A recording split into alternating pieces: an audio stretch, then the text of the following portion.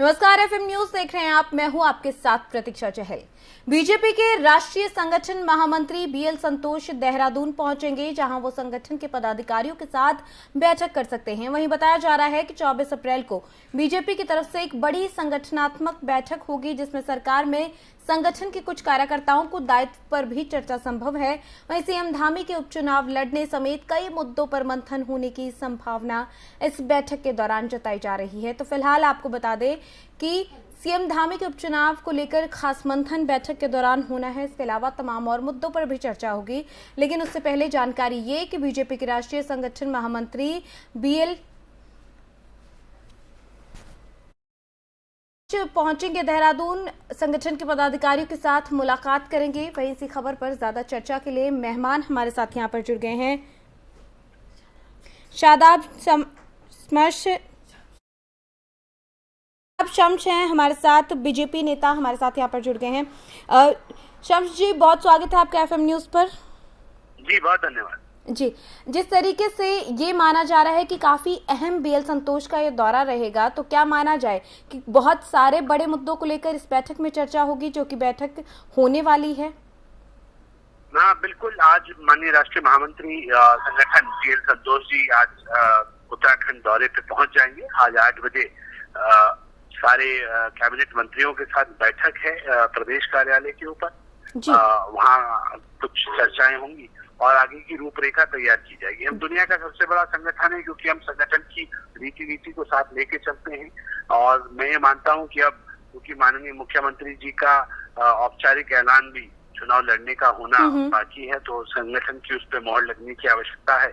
तो संगठन तय करेगा कि कैसे चुनाव लड़ाना है, क्या रणनीति रहेगी, क्या। बिल्कुल शादाब जी, लगातार चर्चा इस बात को लेकर भी हो रही है, सीएम धामी के उपचुनाव को लेकर भी जो मंथन की बात कही जा रही है। लगातार खबरों में यही बात है कि इस मुद्दे को लेकर काफी चर्चा पार्टी में भी हो रही है, और पार्टी के बाहर भी हम दूसरी पार्टियों को भी इस पर चर्चा करते हुए देख रहे हैं। जी जी जी, इसमें कोई शक नहीं है कि युवा मुख्यमंत्री को उपचुनाव में जाना है। और इस बार का जो चुनाव है, ये ऐतिहासिक चुनाव होने जा रहा है, क्योंकि युवा मुख्यमंत्री पुष्कर सिंह धामी युवाओं के दिलों की धड़कन के साथ साथ बहनों और माताओं की भी पहली पसंद बने हुए हैं। और हम ये मानते हैं कि इस बार कुछ भी हो जाए, हम कांग्रेस की जमानत को जब्त कराएंगे। और इस अभी तक के उत्तराखंड के इतिहास में ये सबसे बड़ी जीत युवा मुख्यमंत्री की जीत को दर्ज करेंगे, ऐसा हम लोगों का मानना है। ये कमिटमेंट उत्तराखंड के प्रत्येक भारतीय जनता पार्टी के कार्यकर्ता ने लिया है कि मुख्यमंत्री की जीत को ऐतिहासिक बनाना है। और हम सब जानते हैं कि इस वक्त हमारे यहाँ 4 धाम यात्रा का भी दौर प्रारंभ हो रहा है। माननीय मुख्यमंत्री जी ने कई चीजों की घोषणाएं की हैं, उस दिशा में हम धीरे धीरे आगे बढ़ रहे हैं। और हम ये मानते हैं कि इस वक्त उनका आना, राष्ट्रीय महामंत्री संगठन का आना, संगठन को नई ऊर्जा देगा, आगे के लिए नए कार्य होंगे। जी शादाब जी, नई ऊर्जा मिलेगी। साथ ही ये भी कहा जा रहा है कि कुछ कार्यकर्ताओं को दायित्व जो है, उनके दायित्व पर भी चर्चा संभव है इस बैठक के दौरान। देखिए, दायित्व देने का विषय ये माननीय मुख्यमंत्री जी का विषय है, लेकिन संगठन हमेशा अपने संगठन को विस्तार देने के लिए रीति नीति बनाता है। उस रीति नीति में क्या सामने आता है वो देखने वाला विषय होगा। लेकिन माननीय मुख्यमंत्री जी मुझे लगता है कि उन्हें अगर शादाब जी, क्या हम माने कि कोई बड़ा बदलाव हो सकता है इस दौरे का, जो संगठन है उसमें कुछ बड़ा बदलाव देखने को मिल सकता है? मुझे लगता है कि महत्वपूर्ण दौरा होगा। बहुत सारी नई चीजें कुछ हमें देखने के लिए अवश्य मिलेगी। जी, चलिए, बहुत शुक्रिया शादाब जी, आप हमारे साथ यहाँ पर जुड़े, अपना कीमती वक्त आपने एक चर्चा के लिए दिया, बहुत शुक्रिया। तो शादाब शम्स को आप सुन रहे थे। से ये कहा गया कि देहरादून में जब बीजेपी के राष्ट्रीय संगठन महामंत्री पहुंचेंगे, उनकी तरफ से बड़े जो चर्चा कई मुद्दों को लेकर होनी है, उसमें बड़े फैसले लिए जा सकते हैं। संगठन में कुछ बड़े बदलाव भी देखने को मिल सकते हैं। काफी अहम ये दौरा रहेगा। शादाब को सुना आपने बीजेपी प्रवक्ता को, जिनकी तरफ से ये दावा किया गया है कि ये दौरा काफी खास रहने वाला है। जब मंथन होगा तो सीएम के उपचुनाव को लेकर भी यहाँ पर मंथन होगा, और साथ ही जीत का दावा करते भी नजर आए हैं।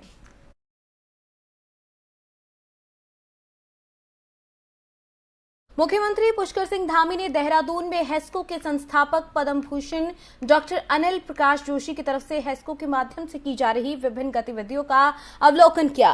मुख्यमंत्री ने कहा कि पर्यावरणविद और समाजसेवी डॉक्टर अनिल प्रकाश जोशी ने जल संचय, प्रकृति के संवर्धन के लिए सराहनीय कार्य किए हैं। ग्रामीण क्षेत्रों में लोगों की आर्थिक गतिविधियों को बढ़ाने की दिशा में उनकी तरफ से अच्छे प्रयास किए गए हैं। ग्रामीण क्षेत्रों में लोगों की आजीविका बढ़ाने के लिए उनकी तरफ से किए गए प्रयास काफी सहायक भी सिद्ध हुए हैं। मुख्यमंत्री ने कहा कि राज्य सरकार ग्रामीण क्षेत्र में लोगों की आजीविका बढ़ाने के लिए स्वरोजगार पर विशेष ध्यान दे रही है। स्थानीय उत्पादों को बढ़ावा देने के लिए उनकी ब्रांडिंग, पैकेजिंग और मार्केटिंग पर विशेष ध्यान दिया जाएगा। मुख्यमंत्री ने कहा कि प्रत्येक जनपद में अलग अलग उत्पादों को बढ़ावा देने की दिशा में काम किए जा रहे हैं। साथ ही कहा कि उत्तराखंड में अनेक प्राकृतिक संपदाएं हैं। राज्य सरकार की तरफ से लघु और सूक्ष्म उद्योगों में अनेक जन कल्याणकारी कामों पर काम किया जा रहा है। योजनाएं भी चलाई जा रही हैं। ग्रामीण आर्थिकी को बढ़ावा देने के साथ पर्वतीय क्षेत्रों में पलायन रोकने के लिए हर संभव कोशिश की जा रही है।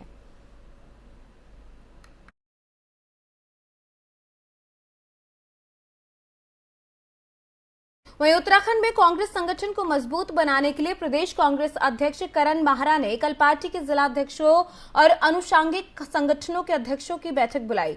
इस बैठक में पार्टी की आगामी रणनीति पर चर्चा की जाएगी। इस बैठक में प्रदेश अध्यक्ष करण माहरा अपनी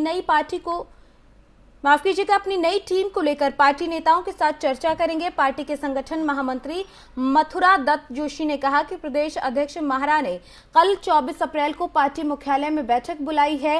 इस बैठक में जिला और महानगर अध्यक्ष और पार्टी के अनुषांगिक संगठनों के अध्यक्ष भाग लेंगे। उन्होंने कहा कि बैठक में पार्टी की संगठनात्मक गतिविधियों की समीक्षा, भविष्य में पार्टी की रणनीति और बूथ स्तर तक पार्टी संगठन को मजबूत करने पर विचार विमर्श होगा।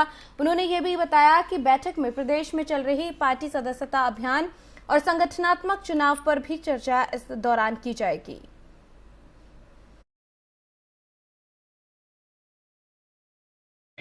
प्रदेश के समस्त जिलाध्यक्षों को बुलाया है और हमारे जो फ्रंटल के 4 फ्रंटल हैं उनके प्रदेश अध्यक्षों को बुलाया है और जो हमारे प्रकोष्ठ है, डिपार्टमेंट है, उनके प्रदेश अध्यक्षों को बुलाया है।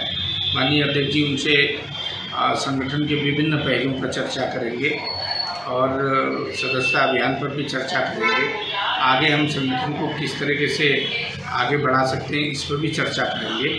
तो ये सारे मुद्दे हैं, इनको लेकर हम इनमें कुछ काम करेंगे और हम आगे संगठन को किस तरीके से धारदार बनाएंगे, किस तरीके से हम इसमें काम कर सकते हैं, भाजपा की फांसीवादी नीतियों का विरोध कर सकते हैं, इस संबंध में चर्चा करने के लिए बैठक बुलाई है।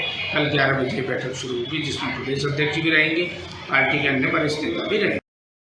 वहीं चंपावत उपचुनाव को लेकर नेता प्रतिपक्ष यशपाल आर्य का बयान सामने आया है। उनकी तरफ से कहा गया है कि कांग्रेस एकजुट होकर चंपावत उपचुनाव को पूरी मजबूती से लड़ेगी।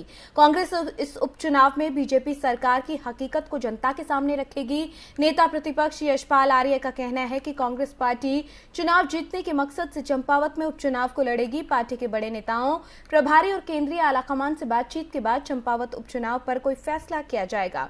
प्रत्याशी कौन होगा इसको लेकर भी फैसला सभी की सहमति से लिया जाएगा। उन्होंने कहा कि कांग्रेस प्रभारी बनाकर बूथ स्तर तक कार्यकर्ताओं की टीम तैयार करेगी। यशपाल आर्य ने बताया कि चंपावत उपचुनाव को जीतना हमारा सबसे बड़ा लक्ष्य है। इस बार चंपावत की जनता बीजेपी सरकार को उपचुनाव में करारा जवाब देगी।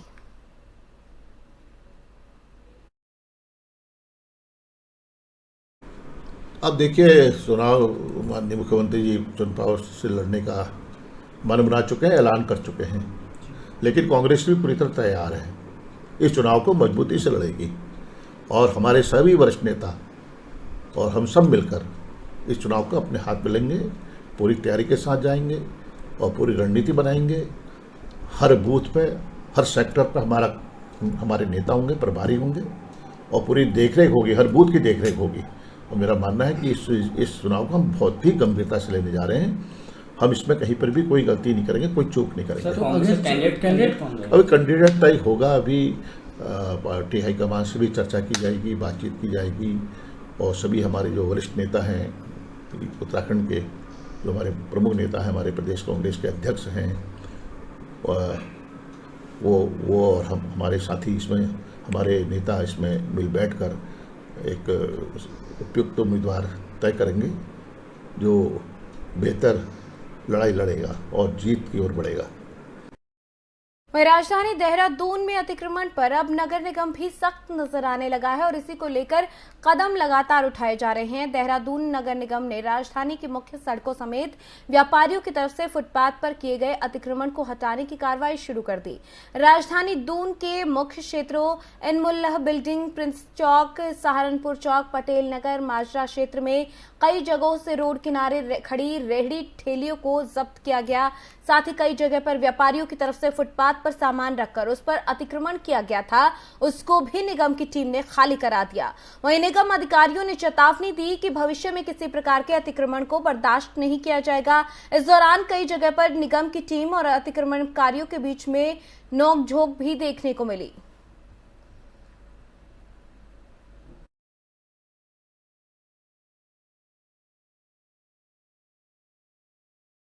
वहीं देहरादून आयुर्वेद विश्वविद्यालय में हुए भ्रष्टाचार मामले की जांच शुरू कर दी गई है। जल्द ही जांच समिति अपनी रिपोर्ट सौंपेगी। दरअसल देहरादून स्थित आयुर्वेद विश्वविद्यालय हमेशा विवादों में रहा और भ्रष्टाचार के कई मामले समय समय पर उजागर होते रहे हैं। विश्वविद्यालय में अनियमितताओं की जांच के लिए 4 सदस्यीय जांच कमेटी गठित की गई, जिसने जांच शुरू कर दी। उसके बाद आपको बता दें कि आयुर्वेद विश्वविद्यालय में 2017 से 2022 के बीच में भ्रष्टाचार और अनियमितताओं के कई ऐसे मामले सामने आए जिसके दायरे में पूर्व कुलपति और कुल सचिव जैसे महत्वपूर्ण पदों पर सेवाएं देने वाले अधिकारी भी आ रही हैं। अतिरिक्त सचिव कार्मिक एस बल्दिया की अध्यक्षता वाली ये समिति विश्वविद्यालय में 2017-2018 के दौरान हुई अवैध भर्तियों और वित्तीय अनियमितताओं के आरोपों की जांच कर रही है और 15 दिन के भीतर अपनी जांच रिपोर्ट सौंप देगी।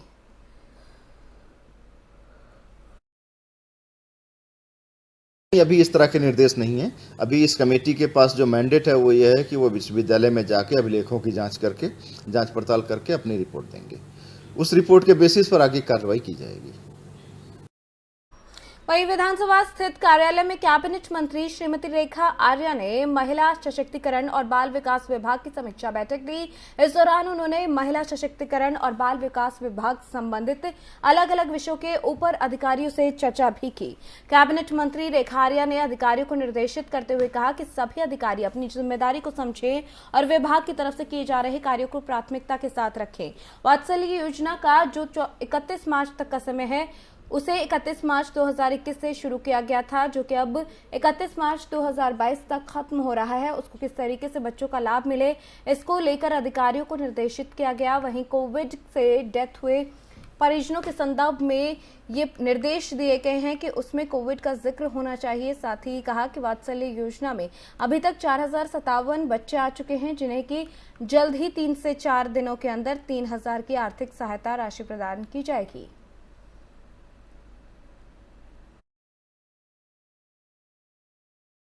हमारे जो नारी निकेतन है, हमारे शिशु सदन है, उनको और जो सशक्त करना है, उनकी व्यवस्थाएं दुरुस्त करना है, उसके भी निर्देश दिए हैं ताकि बच्चों को किसी प्रकार की असुविधा ना होने पाए। और हमारी जो विक्षिप्त महिलाएं हैं उनको समय समय पर पूरा प्रॉपर जो इलाज होता है उनका इलाज होने पर उसके भी निर्देश दिए। उसमें किसी प्रकार की लापरवाही न बरती जाए, ये भी दिया गया। और इसके अतिरिक्त महिला सशक्तिकरण विभाग के माध्यम से नंदा गौरा योजना के हमारे जो वर्ष 2020-21 का है और हमारा 21-22 का है, नंदा गौरा योजना की हमारी बालिकाएं अभी रह गई हैं जिनको कि इसका लाभ मिलना है, तो उसके लिए भी जो है आने वाले बजट में उसकी डिमांड कर ली जाए, इसके भी डायरेक्शंस दिए हैं। इसके अतिरिक्त महालक्ष्मी में हमने एक नई व्यवस्था हमने बनाने के निर्देश दिए हैं कि जहाँ पर हम 2 बालिकाओं को महालक्ष्मी किट हम लोग देते थे पैदा होने पर, अब एक बालक को भी जो है उसमें हम लोग ऐड ऑन करें और उसको भी जो है महालक्ष्मी किट से जो है आच्छादित करें, इसके निर्देश दिए हैं। उसका भी प्रस्ताव तैयार हो रहा है और कैबिनेट स्तर पर जैसी उसकी मंजूरी मिलेगी तो निश्चित रूप से जिन महिलाओं के प्रथम बालक हो रहे हैं उनको भी वो किट मिलनी प्रारंभ हो जाएगी। हमारे जो उत्तराखंड के पर्यटन मंत्री सतपाल महाराज ने 4 धाम यात्रा व्यवस्थाओं की तैयारियों को लेकर अधिकारियों के साथ बैठक की। सतपाल महाराज ने अधिकारियों को जल्द से जल्द सभी व्यवस्थाओं को दुरुस्त करने के निर्देश दिए। आपको बता दें कि आगामी 3 मई से उत्तराखंड में 4 धाम यात्रा शुरू हो रही है। 3 मई को गंगोत्री और यमुनोत्री धाम के कपाट खुल जाएंगे। 6 मई को केदारनाथ धाम के कपाट खुलेंगे। और 8 मई को बद्रीनाथ धाम के कपाट खोले जाएंगे। सभी व्यवस्थाओं को जल्द से जल्द चाक चौबंद करने की तैयारियों में प्रशासन फिलहाल जुटा हुआ है। इसी को लेकर लगातार बैठकों का दौर भी जारी है। पर्यटन मंत्री सतपाल महाराज ने कहा कि 4 धाम यात्रा के दौरान कोविड-19 पालन करना, जो नियम है उनका पालन करना अनिवार्य होगा, मास्क पहनना जरूरी होगा और सभी जिलाधिकारियों को कहा गया है कि पार्किंग की व्यवस्थाओं को भी दुरुस्त करें। नियमों का पालन नहीं करने वालों के खिलाफ कड़ी कार्रवाई की जाएगी और निर्देश इसको लेकर दे दिए गए हैं। यात्रा के दौरान अगर मार्ग को अवरुद्ध होंगे तो उन सभी रास्तों को जल्द से जल्द खोलने को लेकर प्राथमिकता रखी जाएगी। प्रदेश में आने वाले सभी तीर्थ यात्रियों का रजिस्ट्रेशन होगा और इसके साथ ही विशेषज्ञ डॉक्टरों की टीम भी मुस्तैद रहेगी। 4 धाम यात्रा के दौरान लैंडस्लाइड जैसी घटनाओं को देखते हुए बीआरओ को भी निर्देश दिए जा रहे हैं कि वो भी पूरे तरीके से तैयार रहें। पीडब्ल्यूडी की बड़ी महत्वपूर्ण बैठक रही। इसमें सभी विभाग उपस्थित रहे और इसमें हमने बड़े ठोस निर्णय लिए हैं। मास्क मैंडेटरी रहेगी, कंपलसरी रहेगी। जो भी यात्रा करेंगे मास्क पहन करके जाएंगे, सैनिटाइजेशन होगा। हमने जो टैक्सी ड्राइवर हैं, बस ड्राइवर हैं, उनको भी हिदायत दी है और सारे डिस्ट्रिक्ट मजिस्ट्रेट से कहा है कि आप कार पार्क बनाएं और जो कंजेशन है, जो ट्रैफिक के अंदर काफ़ी ट्रैफिक में कंजेशन हो जाता है, उसके लिए जो निदान के उपाय हैं वो करिए। तो इसके लिए हमने कुछ हिदायत भी दी हैं और जो कार जो हैं जो खड़ी हो जाती हैं उनको उठा करके टो किया जाए और फाइन लगाए जाएं, ताकि कम से कम लोगों में मैसेज जाए कि भाई हम नॉनसेंस नहीं स्वीकार करेंगे और निश्चित रूप में ट्रैफिक कंजेशन को कम करेंगे। जगह जगह ये भी हिदायत दी गई है कि मार्ग जहां अवरुद्ध होते हैं वहां जेसीबी तैनात किए जाएं और इसमें कुछ इश्यूज ऐसे होते हैं कि डीजल किसका खर्च होगा। हमने कहा ये इश्यूज हम खुद सॉल्व कर देंगे, पर यात्रा रूट खुला रहना चाहिए, ये एक हमारी प्राथमिकता होगी। तो काफ़ी निर्णय हमने लिए हैं और माननीय मुख्यमंत्री जी से बातचीत करके कैरिंग कैपेसिटी पे भी निर्णय। नरेंद्र नगर राजमहल से ऋषिकेश पहुंची गाढ़ूगढ़ा कलश यात्रा का भक्तों ने बड़ी धूमधाम से पूजा अर्चना कर स्वागत किया। बद्री केदार मंदिर समिति के चेला चेताराम धर्मशाला के गाड़ूगढ़ा को श्रद्धालुओं के दर्शनार्थ रखा गया। इस मौके पर धार्मिक आयोजन भी किए गए। इसके बाद गाड़ूगढ़ा अगले पड़ाव श्रीनगर के लिए रवाना हुआ। इससे पूर्व भगवान बद्रीनारायण का भोग प्रसाद श्रद्धालुओं में बांटा गया। 8 मई को बद्रीनाथ के कपाट खोले जाएंगे। कपाट खुलने के बाद इसी पवित्र तेल से बद्री नारायण का अभिषेक के बाद लेप किया जाएगा। आपको बता दें कि भगवान बद्रीनाथ की यात्रा का शुभारंभ गाड़ूगढ़ा कलश यात्रा से ही माना जाता है। नरेंद्र नगर राजमहल से शुरू हुई ये यात्रा 7 मई को बद्रीनाथ पहुंचेगी। गाड़ूगढ़ा में रखा पवित्र तेल भगवान के अभिषेक के लिए लेप के लिए प्रयोग किया जाता है। बद्रीनाथ धाम के लिए चली इस गाड़ूगढ़ा की विभिन्न पड़ावों पर पूजा अर्चना की जाएगी। पवित्र तेल को डिमर गांव के डिमरी पंचायत के लोग ही लेकर बद्रीनाथ धाम पहुंचते हैं।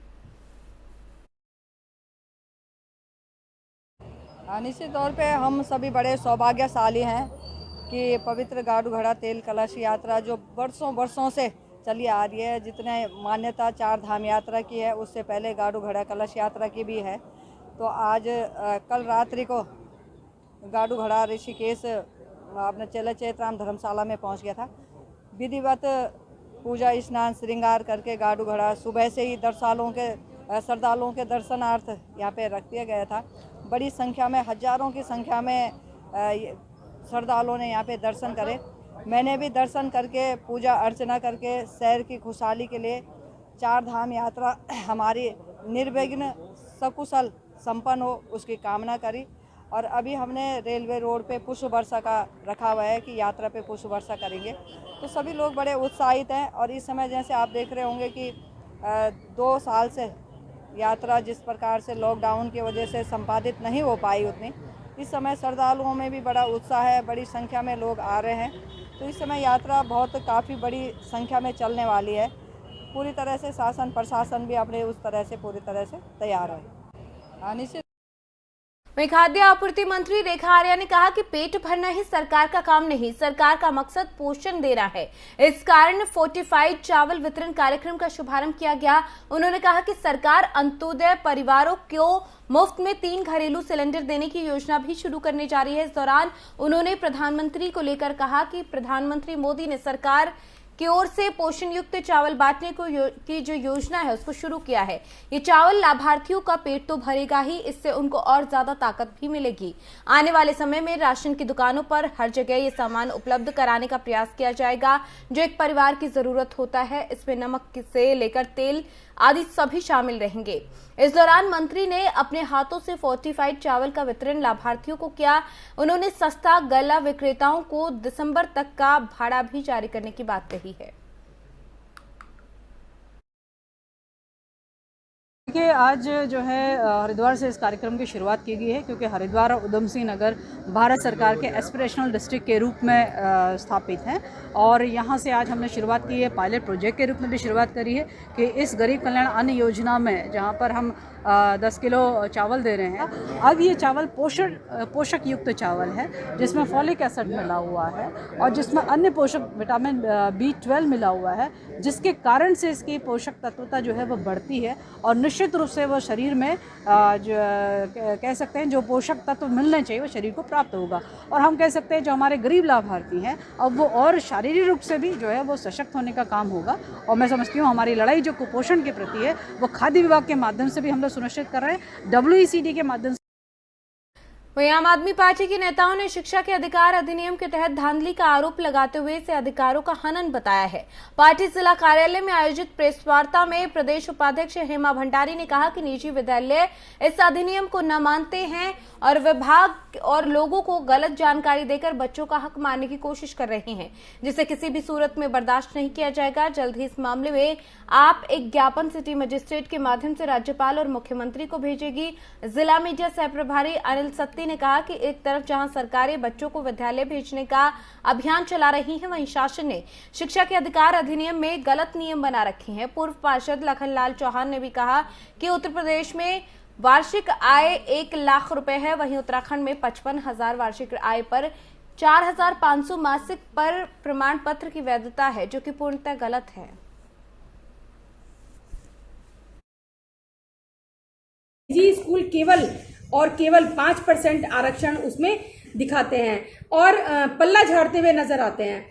और उत्तराखंड में जिस तरह से ये इसमें केंद्र सरकार ने इसको जिसकी वार्षिक आय ये है जिसकी वार्षिक आय 3.5 लाख तक की है, उसमें उस वर्ग में सभी लोगों को रखा था कि वो अपने बच्चों को कक्षा 8 तक की मुफ्त शिक्षा दिलवा सकते हैं।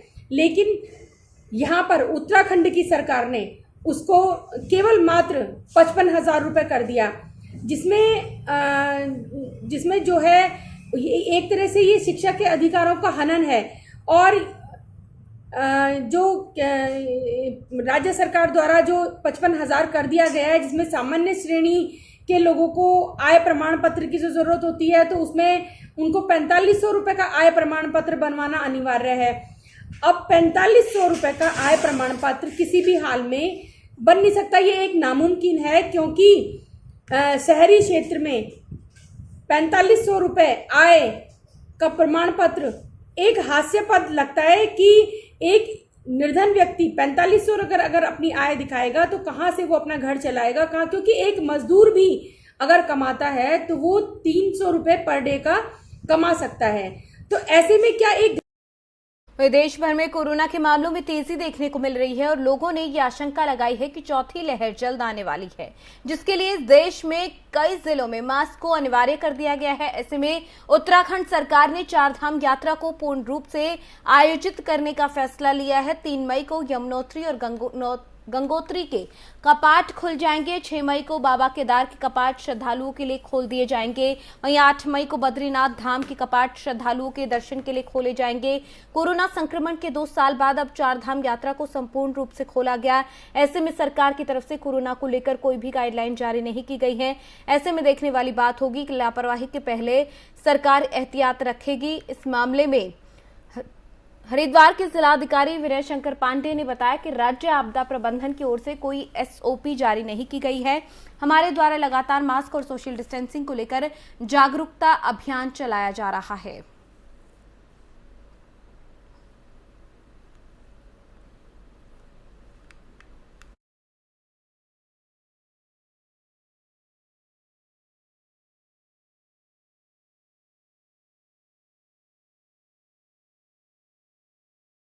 एक तरफ जहां पूरे देश में प्रचंड गर्मी का माहौल है, वहीं दूसरी तरफ उत्तराखंड के उच्च हिमालयी लोकपाल घाटी, लोकपाल तीर्थ और हेमकुंड साहिब में बर्फबारी हो रही है। आप देख सकते हैं कि करीब 15,000 फीट की ऊंचाई पर लोकपाल हेमकुंड साहिब में अभी भी 8 से 10 फीट बर्फ मौजूद है। पवित्र अमृत सरोवर, दंडी, पुष्करनी झील और निशान साहिब गुरुद्वारा और लंगर भी बर्फ से ढके हुए दिखाई दे रहे हैं। हालांकि अभी यहां कपाट 22 मई को खुलने हैं। बावजूद इसके गोविंद धाम के ऊपर आस्था पथ पर यात्रियों की आवाजाही सुगम बनाने हेतु भारतीय सेना के जवानों की टीम युद्ध स्तर पर बर्फ हटाने में जुटी हुई है।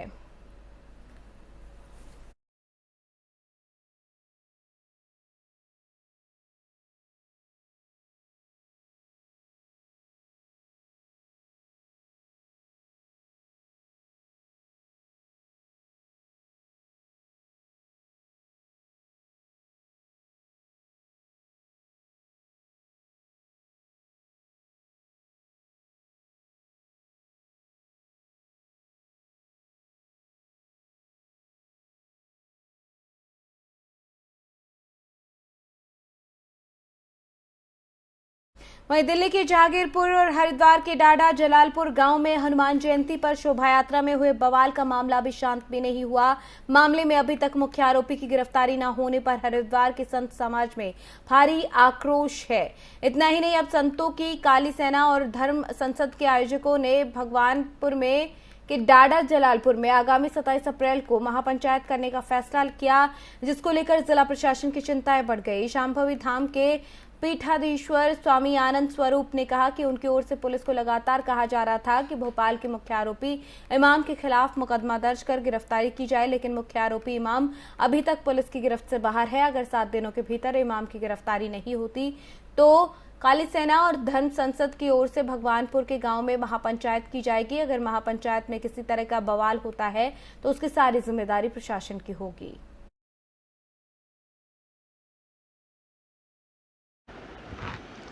हिंदू समाज पर चारों तरफ से हमला हो रहा है।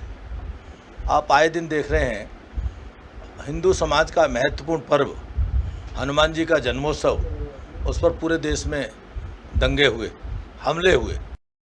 चलिए, उत्तराखंड की खबरों में फिलहाल मेरे साथ इतना ही। आप देखते रहिए FM न्यूज़। नमस्कार।